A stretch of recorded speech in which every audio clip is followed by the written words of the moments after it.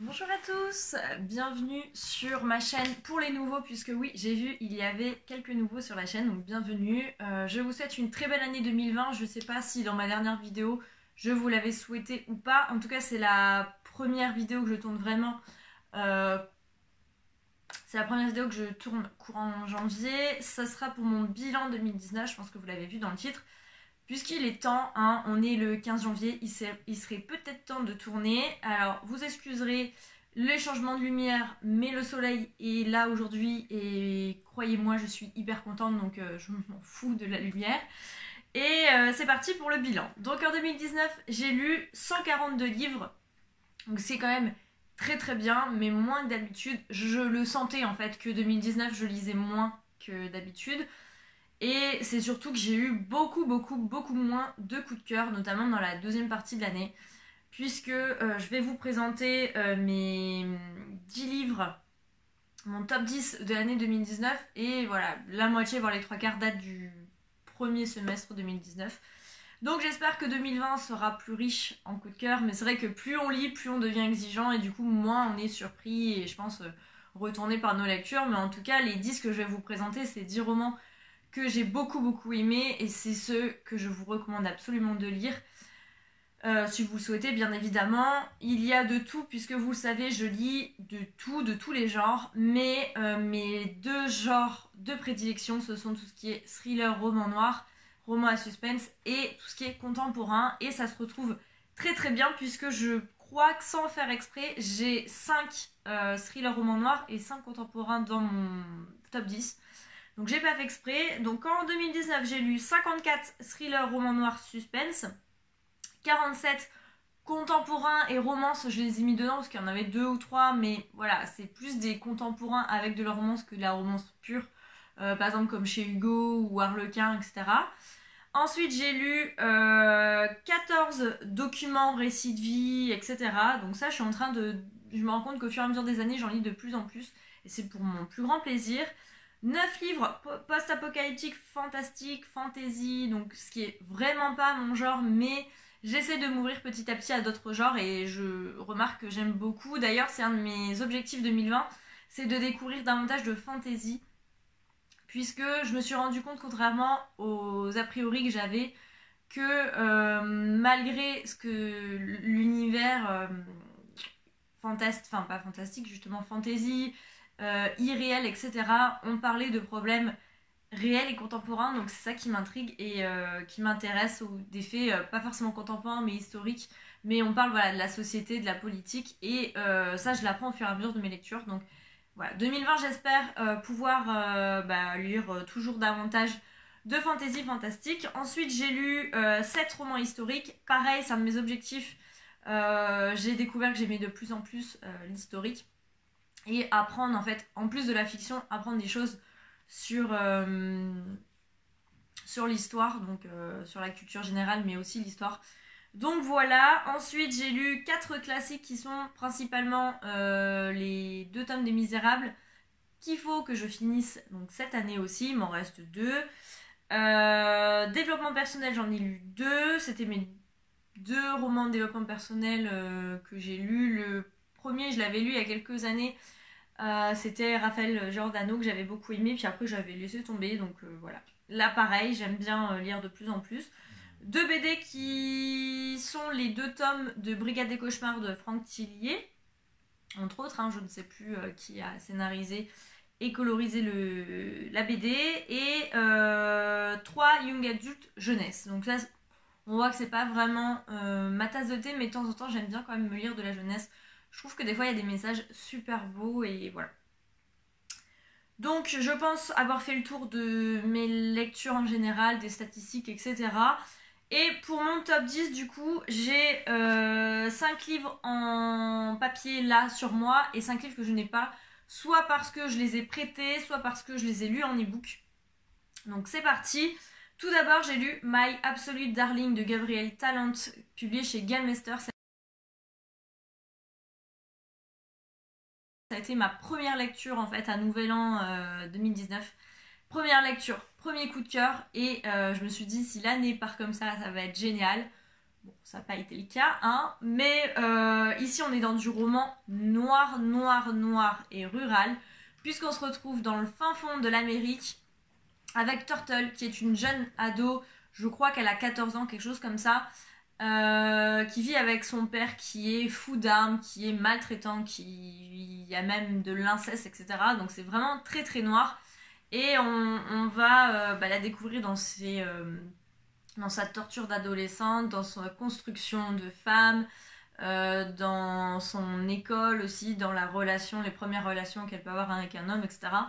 Donc voilà, j'ai beaucoup aimé, j'en garde un souvenir très important, et d'ailleurs je pense que il doit être sorti en poche depuis, et j'aimerais bien me lâcher pour pouvoir le garder dans ma bibliothèque, parce que c'est un des livres que j'aimerais beaucoup relire un jour, puisque le personnage de Turtle m'a beaucoup touchée, et j'ai hâte en fait que Gabriel Tennant écrive un nouveau livre et que je puisse le lire. Donc si vous avez des infos là-dessus, je sais pas s'il y a un nouveau livre de prévu, mais en tout cas si vous avez l'info, donnez-la moi en commentaire, parce que j'ai adoré sa plume et l'ambiance dans laquelle il nous a mis mal à l'aise, mais au moins on était plongé dans la lecture, donc ça j'ai beaucoup aimé.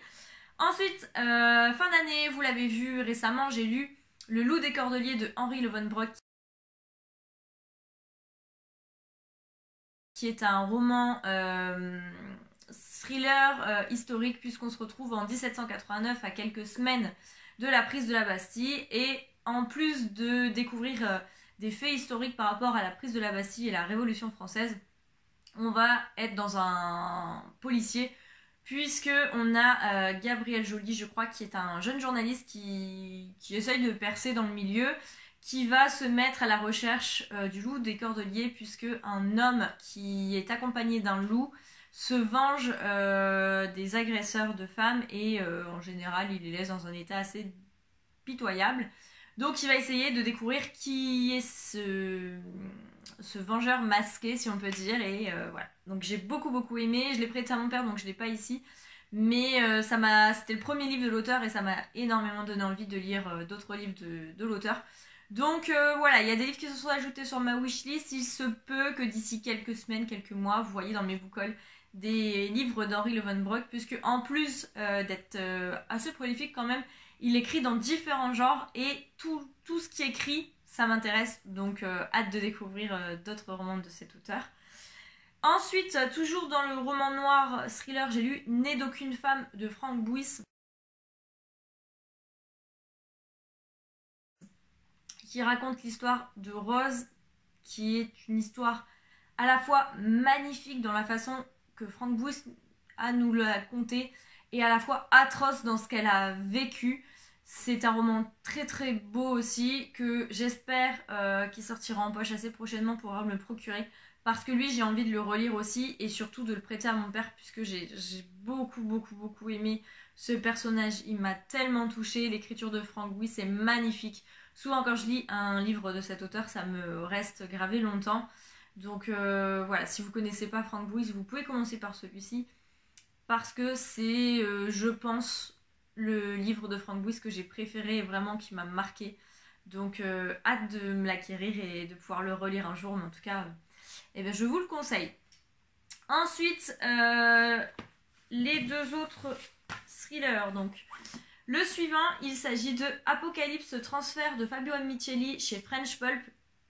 Ici, on est dans un roman comme c'est le faire Fabio Micheli, où on est dans la réalité, mais un petit peu quand même des fois de limites fantastiques, où on ne sait plus trop si c'est la réalité ou le fantastique.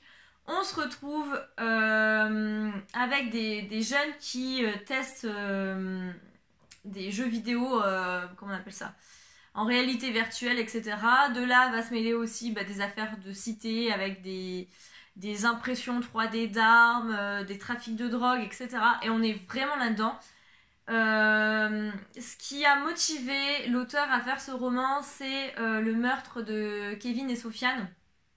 J'ai un doute sur le prénom, mais je crois que c'est Kevin et Sofiane.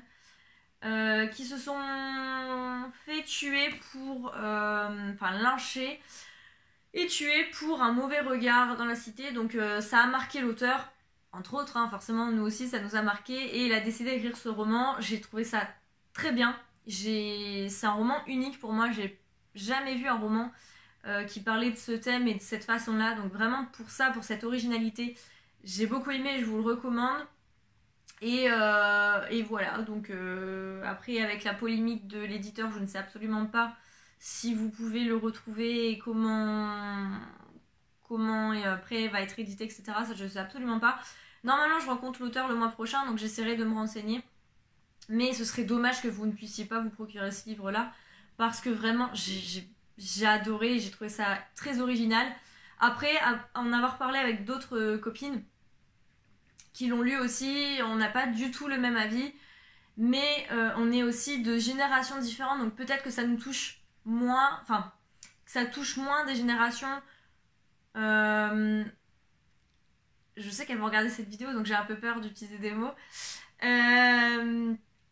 Mais des générations qui ne sont pas soit la nôtre, soit même celle d'après, parce que je pense que la génération qui est ado actuellement, donc la génération après moi, déjà a d'autres peurs et d'autres craintes pour l'avenir suite à ce qu'elle vit actuellement. Et je trouve que ce soit les 3D, les jeux vidéo, tout ce qui est connexion réseau, où eux ils sont nés vraiment là-dedans, parce que moi j'ai connu internet, etc. très jeune, mon téléphone, enfin voilà, je suis quand même encore jeune, donc j'ai connu ça, on va dire fin primaire, début collège, mais eux sont nés dans cette génération ultra connectée où on peut rien faire sans internet, sans téléphone, où on est H24 sur nos téléphones, où on fait des trucs de plus en plus connectés, où, voilà, on est espionné de partout, que ce soit avec Google, Apple, etc.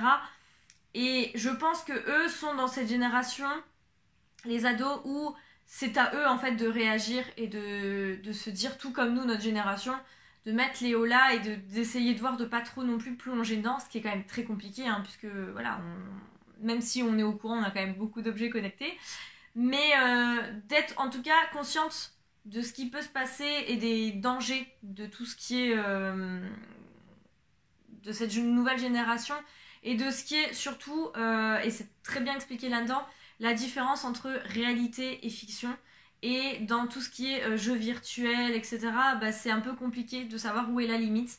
Et ça peut faire partir des jeunes en dérive, donc voilà, d'où l'intérêt de les accompagner.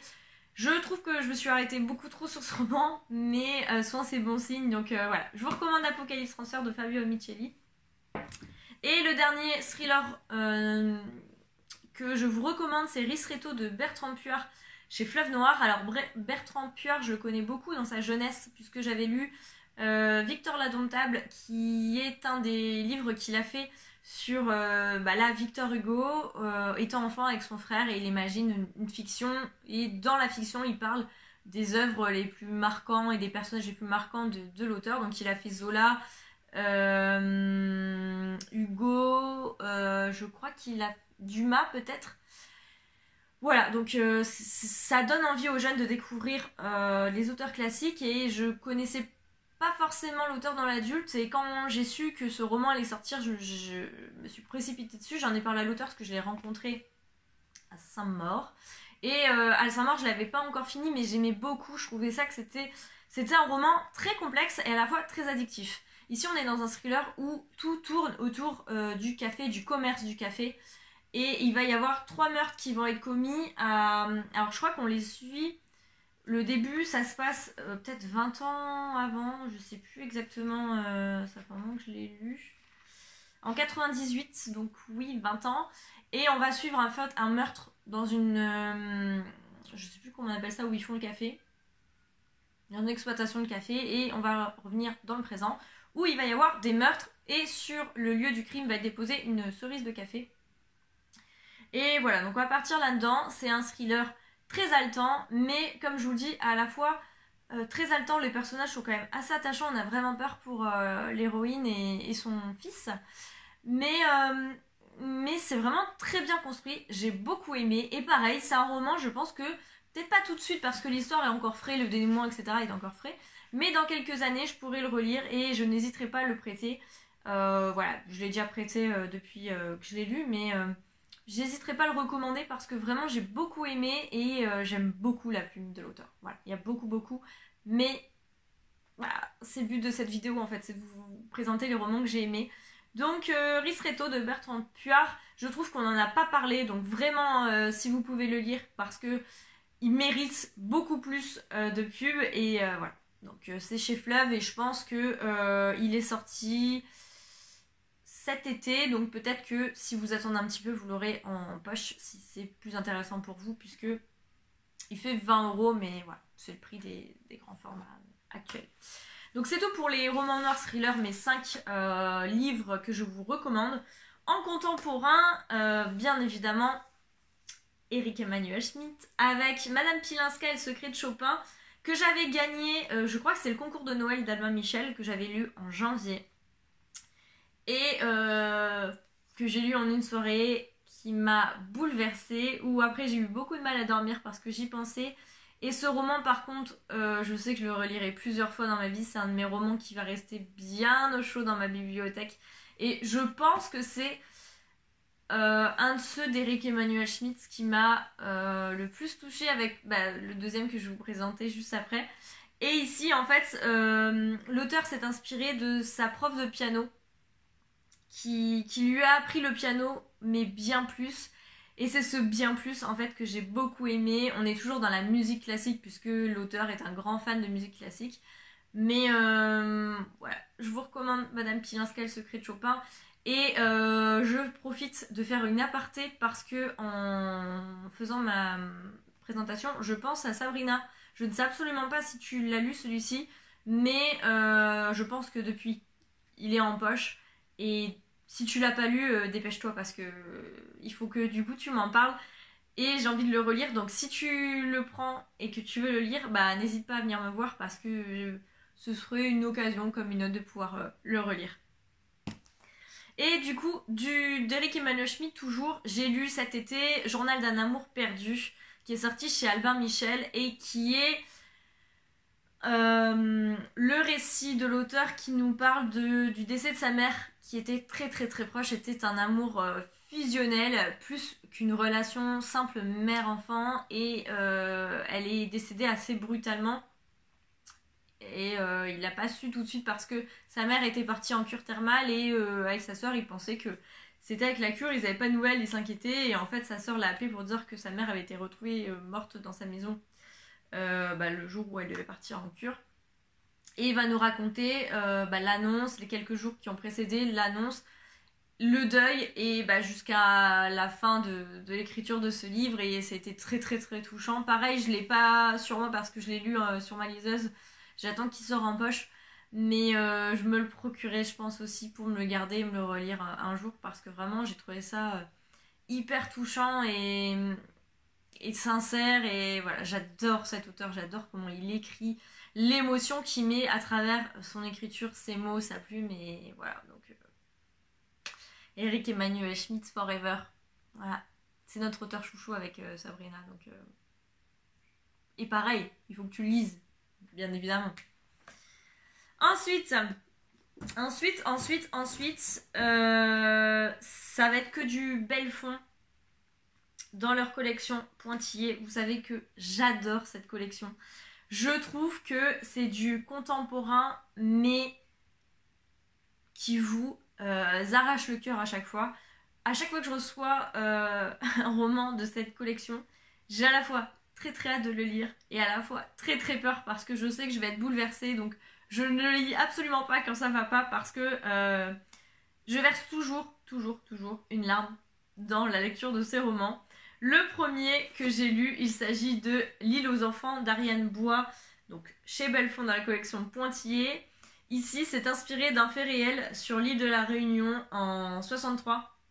Il y a eu des petites filles, enfin là c'est 63 dans le roman, mais ça a duré sur plusieurs années, où dans les années 60-70, des petites filles ont été enlevées à la Réunion, puis ramenées en France dans les orphelinats pour pouvoir être adoptées. Et on va suivre deux petites filles, deux sœurs qui ont été enlevées alors que voilà, elles avaient des parents, une famille, elles allaient à l'école, voilà, elles vivaient leur vie de petite fille et du jour au lendemain elles se sont fait kidnapper, ramenées en métropole. adoptées et l'une d'elles va essayer de repartir dans son passé puisqu'elle va apprendre ce qui s'est passé et on va suivre notamment la fille de cette femme, puisque maintenant c'est une femme et elle a une fille, qui va elle remonter l'histoire, qui va essayer de trouver la famille de sa mère et c'est bouleversant. Déjà l'histoire en elle-même, la fiction, puisque malgré que ce soit inspiré d'un fait réel, l'histoire là est une fiction, déjà elle est bouleversante. Mais quand vous savez que c'est quelque chose qui a existé, donc l'histoire de Pauline, en fait, c'est l'histoire de milliers d'enfants, c'est pire.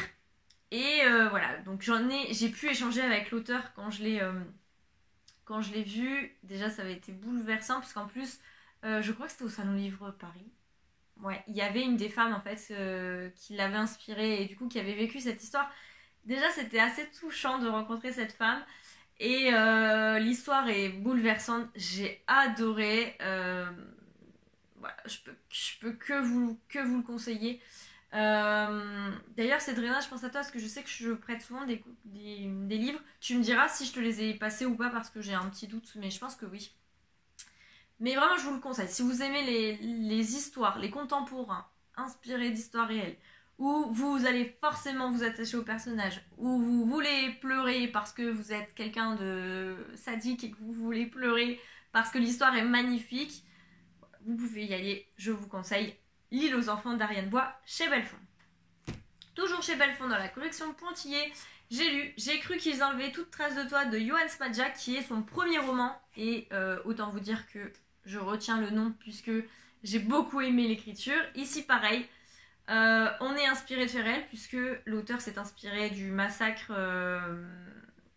du génocide rwandais en 94.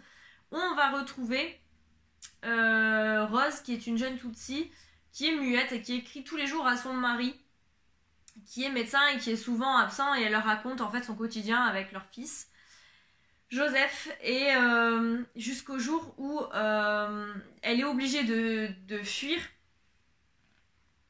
et à cause du génocide qui arrive, et en fait elle a très très peur que son mari perde sa trace, donc elle va écrire tout le temps.